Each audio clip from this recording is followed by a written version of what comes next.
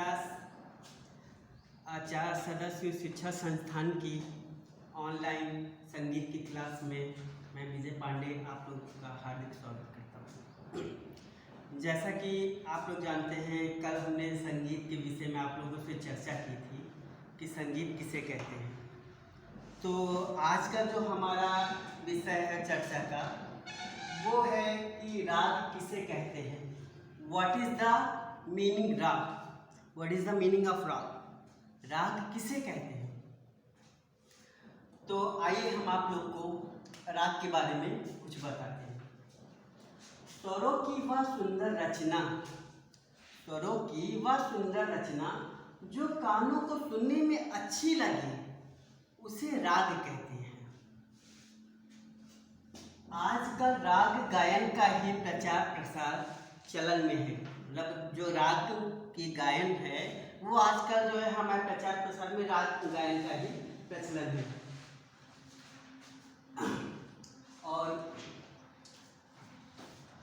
स्वर और वर्ण से विभूषित ध्वनि जो मनुष्य के मन को रंजन करे, यानी शब्द और स्वरों से मिलकर जो राग बनता है, जो हमको सुनने में अच्छा लगता है, उसी को हम राग कहते हैं। राग की कुछ निम्नलिखित बातें हैं जो राग में प्रयोग किया जाता है कि राग कैसे बनता है। राग में निम्नलिखित बातों का होना आवश्यक है। वो निम्नलिखित बातें क्या क्या हैं? पहला, राग का नियम। प्रत्येक राग में रंजकता अर्थात मधुरता, हर राग में यानी सुंदर बनाने के लिए और मधुर करने के लिए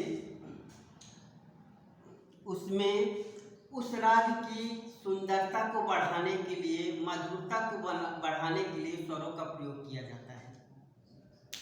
ओके, नेक्स्ट, राग में कम से कम और अधिक से अधिक, राग में कम से कम 5 स्वर और अधिक से अधिक 7 स्वर का प्रयोग होता है।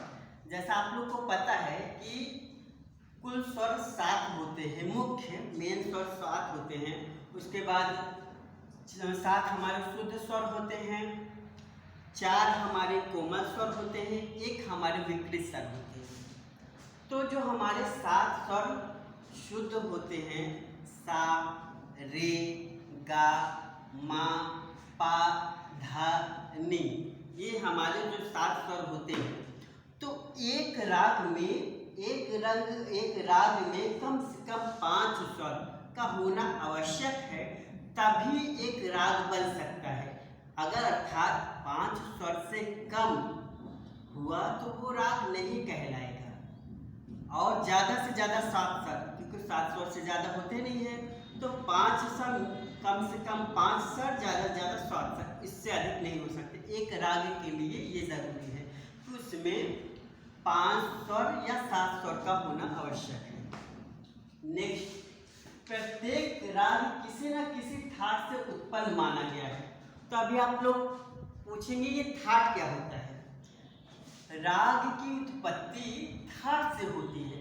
अब ठाट जैसे कि एक बालक का जन्म एक माँ से होता है, देन उसी तरह एक राग की उत्पत्ति ठाट से होती है। बिना ठाट से राग की उत्पत्ति नहीं हो सकती। It is clear? नेक्स्ट, किसी भी राग में सड़ज, सड़ज का मतलब सा को हम सड़ज बोलते हैं। किसी भी राग में सड़ज अर्थात सा कभी वर्जित नहीं होता है, क्योंकि यह सत्ता का आधार है। सा एक ऐसा स्वर है जो कभी भी किसी राग में वर्जित नहीं होगा। सा स्वर ऐसा है, सा रे गा मा पा धा नी। सा एक ऐसा स्वर है कि कोई भी ए टू जेड कोई भी राग होगा उसमें सा, बिना सा की कोई राग नहीं बनेगा। ये नींव होती है कि जैसे एक मकान बनाने के लिए नींव जरूरी है, बिना नींव के मकान नहीं बनता है। देन उसी तरीके से एक राग में बिना सा के जो है कोई राग नहीं बन सकती है। It is clear? नेक्स्ट, प्रत्येक राग में मा और पा में से कम एक स्वर का होना आवश्यक है।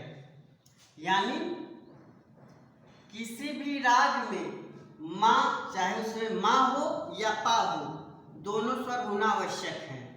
ठीक है, जैसे सा आवश्यक है, उसके बाद जो है उसमें आप चाहे पा का होना आवश्यक है या मा का होना आवश्यक है। दोनों स्वर एक साथ वर्जित नहीं हो सकते, यानी दोनों स्वर एक साथ वर्जित नहीं हो सकते। कि ऐसा नहीं कि आप माँ को भी उस राग में ना डालें और पा को भी ना डालें, ऐसा नहीं हो सकता है। सा के साथ आप माँ लगा सकते हैं या सा के साथ आप पा लगा सकते हैं, दोनों स्वर एक साथ नहीं वर्जित होगा। It is clear.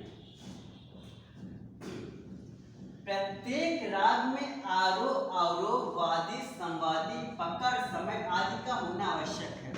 अब आप लोग बोलेंगे कि ये आरोह अवरोह क्या होता है। आरोह अवरोह ये होता है स्वरों के चढ़ते हुए क्रम को आरोह कहते हैं और उतरते हुए क्रम को अवरोह कहते हैं।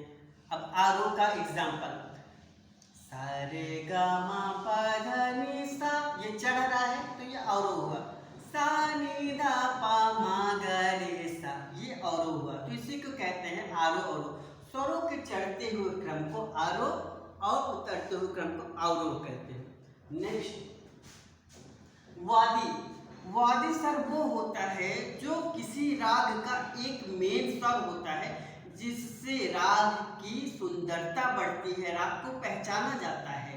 जैसे किसी भी राग में एक मेन स्वर होता है जो उस राग का मूल स्वर होता है, जिससे उस राग की पहचान होती है, उसको बोलते हैं वादी स्वर। संवादी स्वर। संवादी स्वर वो होता है जो वादी स्वर की अपेक्षा कम प्रयोग में आता है। ठीक है, जैसे सा का हमेशा प्रयोग में आना ही आना है, तो उसके साथ हम मा का प्रयोग कर सकते हैं या पा का प्रयोग कर सकते हैं। तो वादी स्वर का वो मतलब होता है कि जिस स्वर का प्रयोग पहले स्वर की अपेक्षा कम, जैसे सपोज दैट किसी राग में पा स्वर का प्रयोग बार बार हो रहा है, तो उसको उस स्वर का वादी स्वर कहेंगे। पा के साथ अगर हम गा का प्रयोग कर रहे हैं और गा का प्रयोग कम से कम एक ही दो बार कर रहे हैं, तो उसका संवादी स्वर कहा जाएगा। वादी स्वर का प्रयोग जो है बार बार होता है, संवादी स्वर का प्रयोग एक से दो बार होता है। ओके, अब पकड़। पकड़ क्या होता है, जैसे आप लोग शब्द से ही क्लियर हो रहा है, पकड़ का मतलब पकड़ना। किसी राग में पकड़ का होना आवश्यक होता है। जैसे राग में आरोह अवरोह होता है, उसके बाद पकड़ होता है। पकड़ से यह क्लियर हो जाता है ये कि कौन सी राग है। ठीक है, जैसे आरोह अवरोह से हमको स्वरों के चढ़ते हुए क्रम को हम आरोह कहते हैं, उतरते हुए क्रम को अवरोह कहते हैं। देन उसके बाद उसमें पकड़ आता है। पकड़ से हमको ये क्लियर हो जाता है, उसमें जो स्वर होते हैं उससे हमको ये क्लियर हो जाता है कि हमारा ये स्वर जो है किस राग में है। ये होता है पकड़ आदि। उसके बाद समय होता है। समय का क्या मतलब, हर एक राग का गायन समय निश्चित होता है। कोई भी राग हो, वो ऐसा नहीं कि आप किसी भी समय गा लीजिए। फिलहाल आप तो ऐसा नहीं, अब तो आप कोई भी राग किसी भी समय गा सकते हैं। पर पहले समय में जब गुरुकुल की शिक्षाएं चलती थी, जब घरानेदार शिक्षाएं होती थी, जिसमें जो है शिष्य जो है गुरु के घर में रह करके गुरु की सेवा कर कर वहाँ पे शिक्षा, संगीत की शिक्षा लेता था। तो उस समय क्या होता था, हर एक राग का एक समय होता था कि फला राग का, जैसे सपोज दैट राग यमन। राग यमन का गायन समय कल्याण, कल्याण यानी शाम का समय है। तो उसी प्रकार कोई भी राग का एक समय निश्चित है कि फला राग का टाइमिंग ये इतने से इतना है। तो उस समय से क्या मतलब होता है कि जब आप किसी राग को उसी समय पे गाते हैं तो उस राग का एक इफेक्ट पड़ता है। सपोज दैट जैसे राग यमन है, ये कल्याण है, तो इसको आप अगर सुबह में गाएंगे तो उतना मिजाज नहीं बनेगा जितना आप उसको शाम को गाएंगे। जैसे राग भैरव है, भैरव राग का जो गायन समय है वो सुबह का समय है, अगर वो भैरव राग अगर आप प्रातः काल सुबह के समय गाएंगे तो उस पर उसका एक इफेक्ट पड़ेगा। उसी प्रकार राग यमन है, उसमें आप उसको आप शाम को गाएंगे तो उसका एक इफेक्ट पड़ेगा। तो ये होता है जो है कि आरोह अवरोह वादी संवादी पकड़ समय आदि। It is clear. नेक्स्ट, किसी भी राग में एक स्वर का दोनों रूप अर्थात शुद्ध स्वर और कोमल स्वर एक साथ नहीं प्रयोग हो सकता है।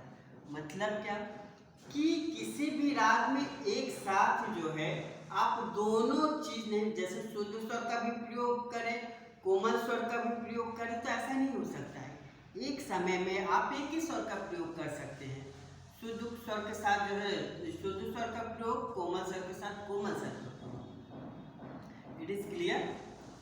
तो आज का हमारा जो टॉपिक चल रहा था, जो हमारा वार्ता का चर्चा का विषय था कि राग किसे कहते हैं। आई नो मैंने क्लियर कर दिया है। अगर आप लोग को कोई भी समस्या हो तो प्लीज़ आप चर्चा करिए। तो आज का टॉपिक हम यहीं पे समाप्त करते हैं। अगला टॉपिक लेकर के अगला जो हमारी चर्चा का विषय रहेगा